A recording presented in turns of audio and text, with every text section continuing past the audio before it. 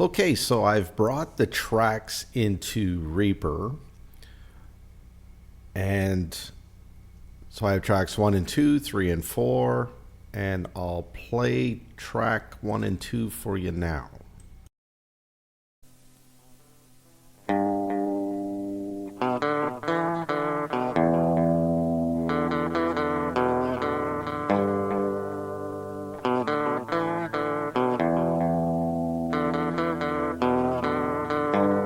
Where's this world coming from?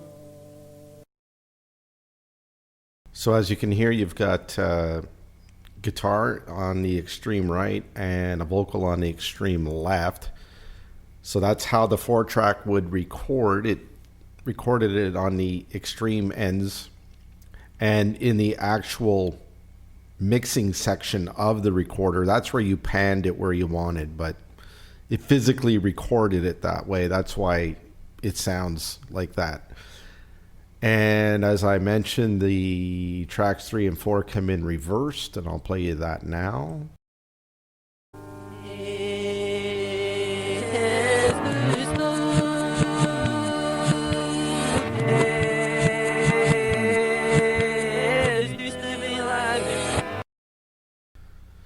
So what we have to do is we have to reverse that, reverse the reverse, put it back in the correct playing order.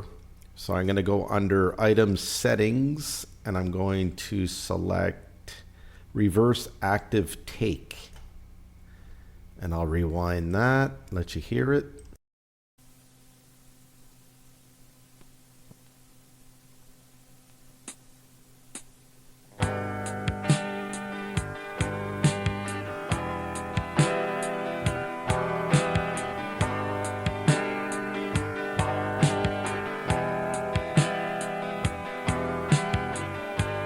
Where's this world coming from? Okay, so we got drums and bass and a vocal and a guitar. So 2 tracks were bounced together. Tracks 2 and 3 have a bounce, and track 4 has a bounce, which is how I usually recorded back then. I typically put the bass and drums together, and I would put a vocal with a guitar like you hear. That's technically how I did things, or usually how I did them. And then the top 2 tracks, 1 and 2, are a guitar and a vocal. So an additional guitar doing a little riff, and then a harmony vocal. Technically is how I did things. And we're talking 1988 here, so this is how things rolled back then. You had to bounce tracks together. They called it ping-ponging tracks. I called it bounce tracks. Same thing. So now what we have to do is what I do is I now convert these into mono tracks. So you go in Reaper, right click, you go under Item Processing, and you select Explode Multi-Channel Audio or MIDI Items to New 1-Channel Items. So we'll do that on the first 2 tracks, and then I'll do it again on track 3 and 4.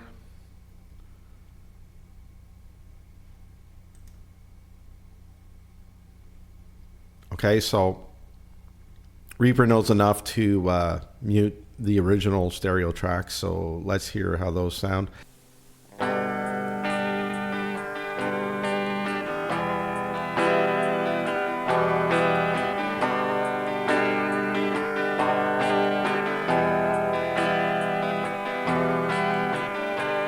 Where's this world?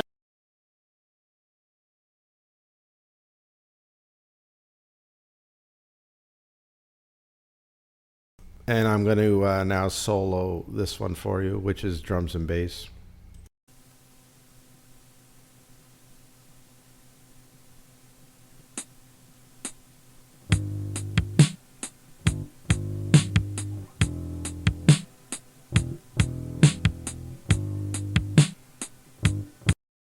And it's good when you're, if you've bounced your bass and drum together, when you're bringing in these old 4-track cassettes, it's a bonus when you've got the bass and drum together. If I had the drum on track 3 and the bass on track 1 as an example, because I'm trying to sync them together now.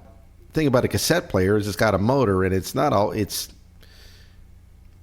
playing at exactly the correct speed all the time. It wavers a bit. So if your bass and drums are separated on different tracks, it's a bit of a challenge to stick them back together. It can be done. You just got to do a lot of cutting up the track and then manually lining things up. So the same deal. Let's listen to track 1.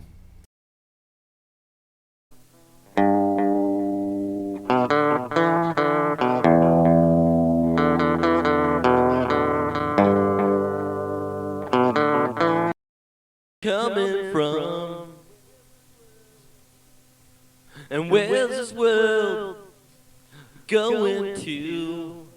So I think that's the lead vocal, and I have a harmony on on track 3. So now we can look at these as 1, 2, 3, 4. So I'm going to move these up. I'm going to keep them together for now, and I'm going to remove that stereo track. I don't need it anymore. Put this here, remove this one because I don't need it. Before you do anything, when you start editing this stuff, turn this snap off, because you won't be able to line things up unless you turn this off. It looks like a little magnet if you're in Reaper. So tracks 1 and 2 are not lined up to tracks 3 and 4. So this is the whole kind of part of the process that we got to do when we bring these tapes in. So I'm going to, I have to take some off of here. I don't want to really move things around on these tracks. I want to keep these the same, but I'm going to have to line things up. That guitar and vocal, I'm going to have to line up with the drum and the bass and the other vocal.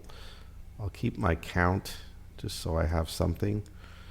Anyway, I'll play it from here. You're going to see what I mean. It's not lined up. Actually, before I do that, I'm going to bring everything down, like -5 dB on the volume. I know the drums, I'll keep them in the center. The guitar and vocal, I'm going to pan it. Let's put it to the right for now, 25%. Let's copy this, because I want to do the same. I'll keep my vocal in the middle. I think that's a lead vocal. The other one is a harmony. And I'll put that guitar on the left. So this is going on memory from God knows how many years it's been. So let's try this. You'll hear, I'll play from here. You'll hear that it's not lined up.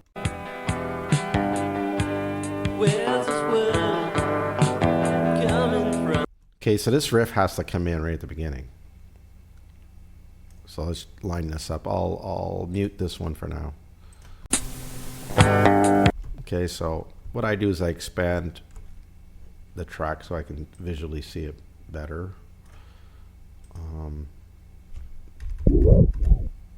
See, I'm still not there. I want to come in right here. So this guitar, I want it to start right away.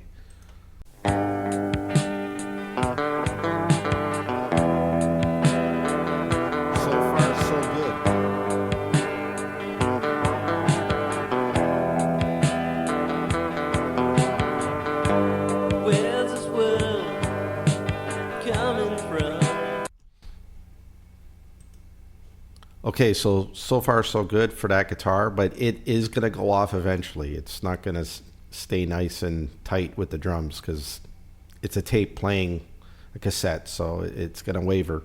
So what I'm going to do is I'm going to split it here, and I'm going to move this around, move this over. Just get rid of that. Now I'm going to take this vocal because I know where my vocal started. And I know they go together, so this goes here. I'll take this off a bit. Try and line them up, roughly speaking. So let's try that. I'll mute the guitar. Where's this world coming from? And where's this world going to? Sometimes I feel I should just throw it all away. Okay, so let's play where it's going to start going off, because it's going to start going off for sure. So this, I'll mute that vocal again. So this guitar part was on at the beginning, but it's not going to be on now. Let's come out of this mix, or out of the drum part here. It's off. So I have to line this guitar back up to the drum. I mean, it was close, but no cigar on this. Oh, it's still off a bit. It's like off by a hair. So I like to trim this a bit and then move it over. Let's see how that goes. It's still a bit off. A little bit.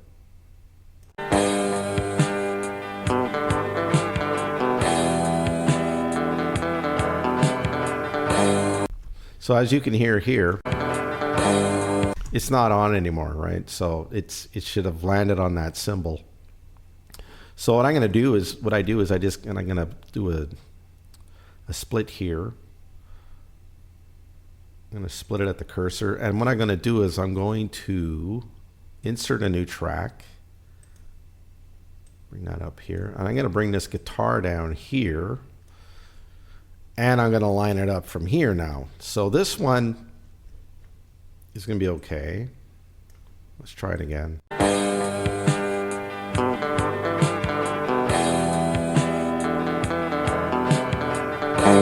Goes off a little bit on the end. So I'm going to bring in the other one now. Of course, the track is defaulting to 0 dB. I want to set it to -5. Now I'll line it up to this is the symbol here. I'm going to mute this.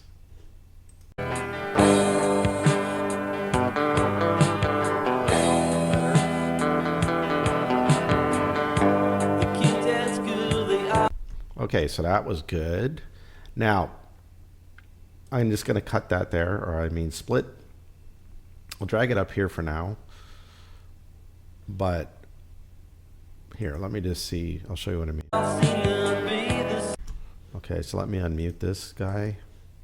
Now, if I drag this up to this part here, let me just line it up with that.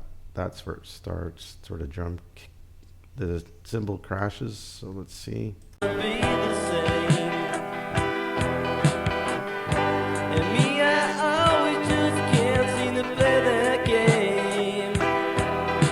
It's just off by within 3 seconds. It's going off. So this is where you have to make decisions when you're doing these things. You're not going to be able to salvage everything, unfortunately. That's just the way it goes. So this is going to be, I'm going to scrap this whole part. So what I'm going to do from here on in is I'll line everything up.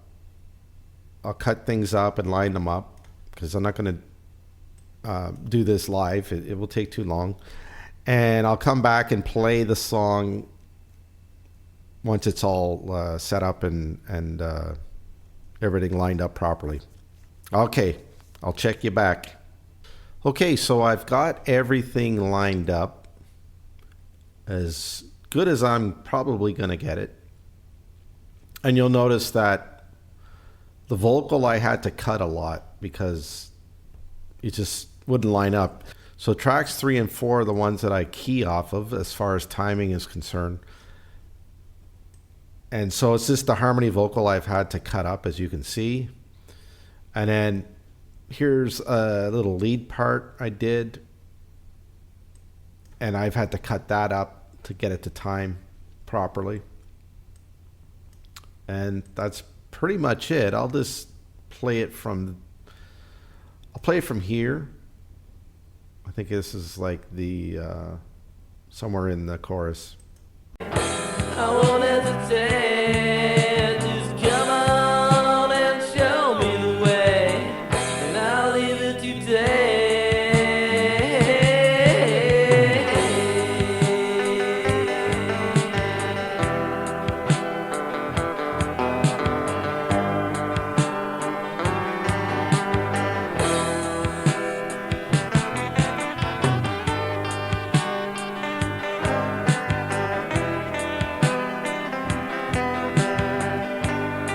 That was off key.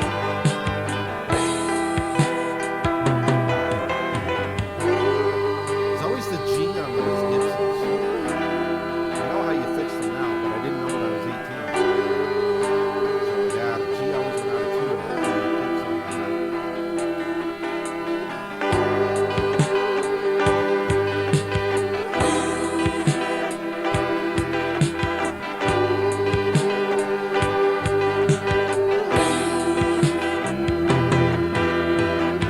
Can you find me the answer? Anyway, so it goes on.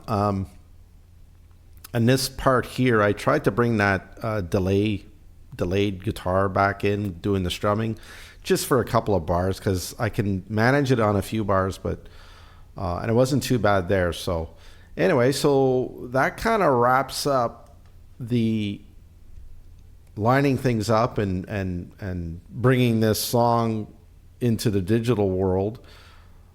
It's not sounding too bad. Now I can take it further, and I'll do some more on it. Like I can add maybe I'll throw in some compressors, adjust the EQ. I don't know. I'll see how far I want to go with it. But as far as I'm concerned now, I think it sounds all right. I'm pretty satisfied with that, considering I haven't heard the song or I haven't been able to do anything with it. I'm kind of happy with it. And so I guess that will end this video for today. Please like and subscribe if you've enjoyed the content, and ring the notification bell if you want to keep tracking the videos I put out. And most of all, thanks again. And if you have any comments, please leave them below, and I will catch you again next time. Bye for now.